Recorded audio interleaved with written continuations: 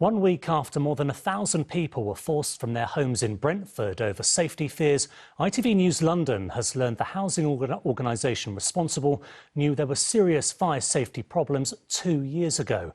Residents were told to leave 6 blocks at the Paragon development because of structural defects. They're now living in hotels and temporary accommodation with no idea when they might be able to return. But our political correspondent Simon Harris has seen a letter showing Notting Hill Genesis was aware the building's walls and floors would not protect residents from a serious fire, should there be one. It's a beautiful place. It is our home.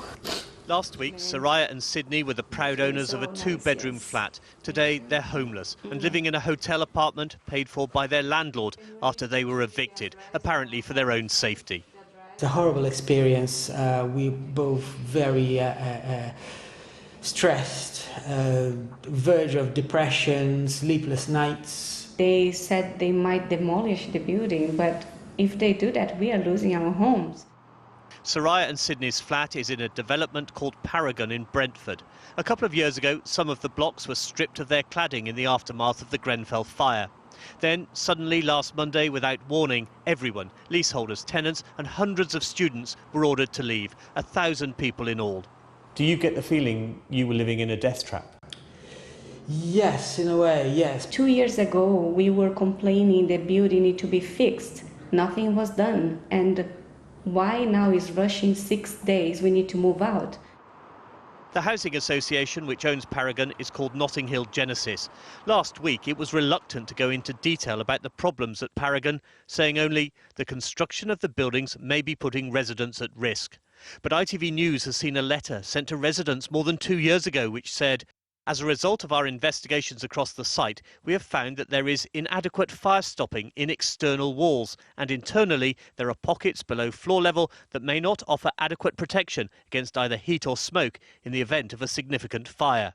When did they know that this is not a safe place for people to live in? Was it already 2 years ago and they put people's lives in danger? Agnieszka is another evicted resident who's self-isolating in her temporary hotel room after testing positive for COVID.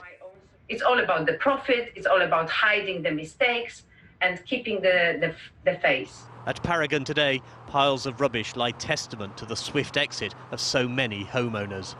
The people who used to live here until a few days ago are in limbo. They're in temporary accommodation for now, but they have no idea where they'll end up. These residents, although they're in temporary accommodation, often hotels, at least they're safe.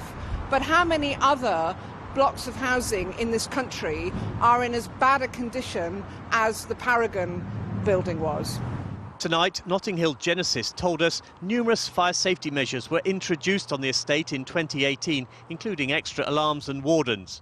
However, recent investigations have raised additional concerns and we felt we could no longer guarantee residents' safety.